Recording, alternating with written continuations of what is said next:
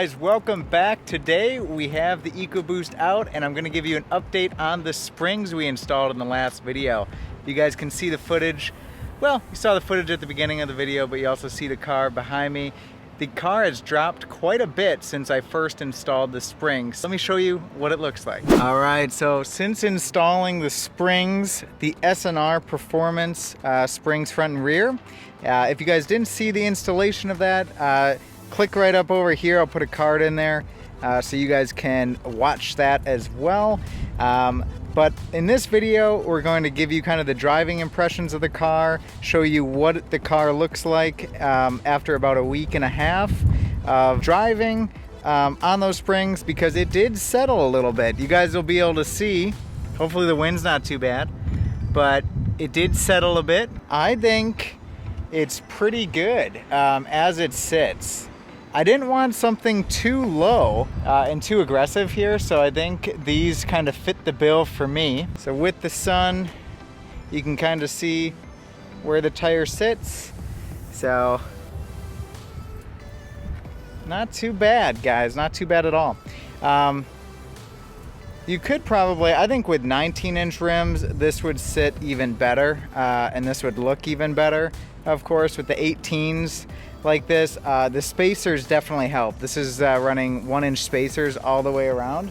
So for sure, if you guys are gonna do this, you can see where the tire kind of pokes out in the back there. I think that looks really good. You can kind of see that. I'll try to give you another image from this side. But yeah, I think the 1-inch spacers definitely help on the car for sure. Gives it a little bit fuller look in the wheel well. And those springs, so far, so good. If you're not looking for anything too dramatic, I mean, the iBox springs, Sport Lines, those are gonna drop it a little bit more, and those look really nice as well. So those would not be a bad option, but they're a little bit more expensive. So honestly, it's just whatever you're into and how much money you want to spend on them. Now that we showed you the car a little bit here, let's go for a ride, and I'll kind of talk about how the car feels now versus before on the stock springs. So let's go.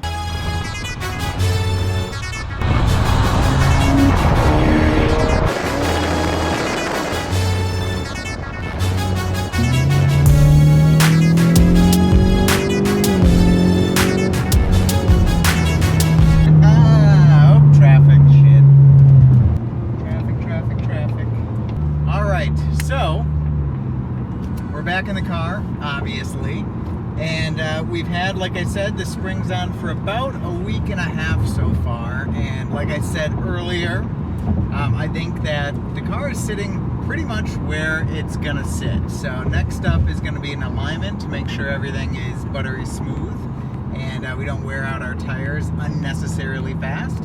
So that's gonna be coming up. I gotta get that done. But how does it drive? Because frankly, I don't want this car to be just super uncomfortable to drive. We want to take it on road trips and things like that.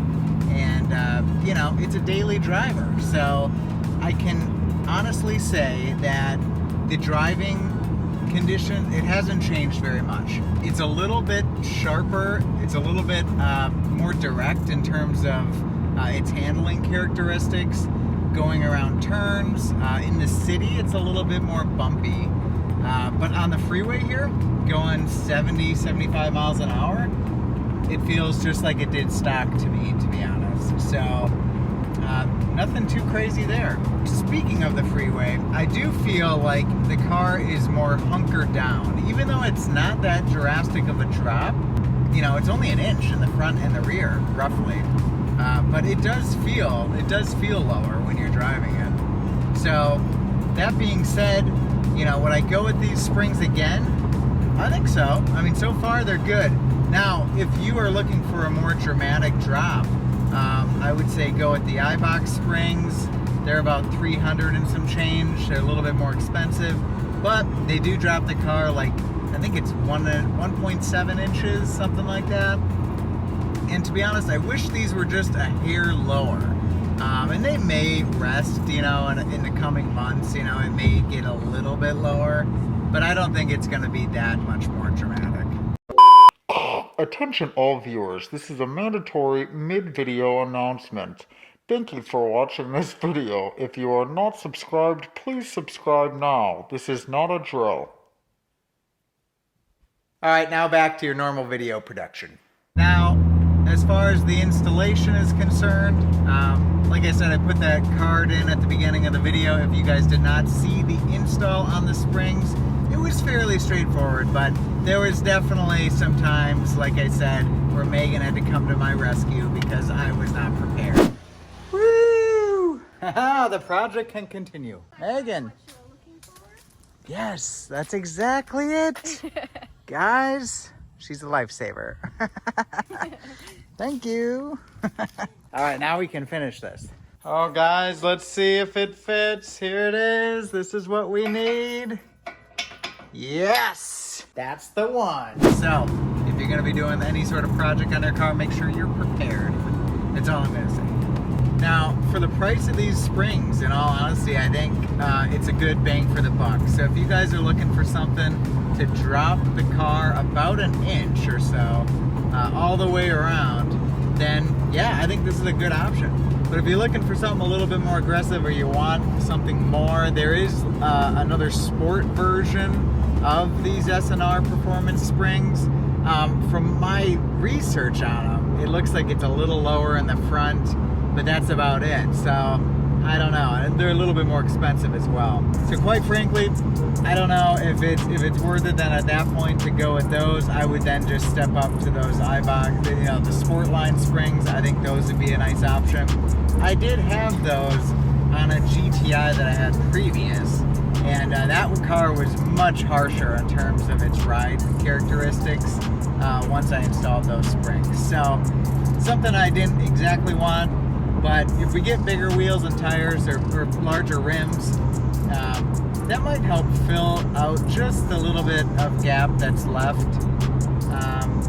But you guys know, I've said it in the last couple videos, the next couple mods that we're going to be doing, orange calipers and black wheels. We're gonna stay with these rims for right now and see how I like them black, and we're gonna hyper dip them. So if you guys haven't seen that, that'll be kind of an interesting video as well. So that's all I got for you right now. I think I like it. I'll continue to update you guys in future videos if anything goes haywire here, but as far as I can tell, we are in good shape.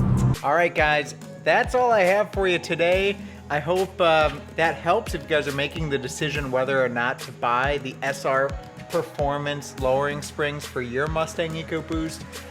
Like I've said a million times, I think they're a good bang for the buck, and they lower it just enough to get rid of some of that wheel gap. Stiffen up the suspension a bit, make it a little bit more sporty, but other than that, they're not too harsh. So if you guys enjoyed this video, and I hope you did, make sure to hit subscribe down below, hit the like button as well, that helps me out a ton, and of course, we will see you in the next video.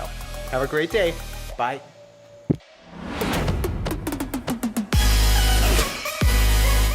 Milo, you lost a whisker.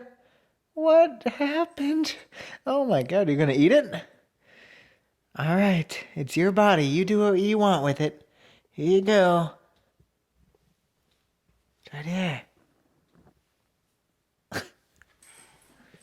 Look, that was my old whisker. I don't need it anymore.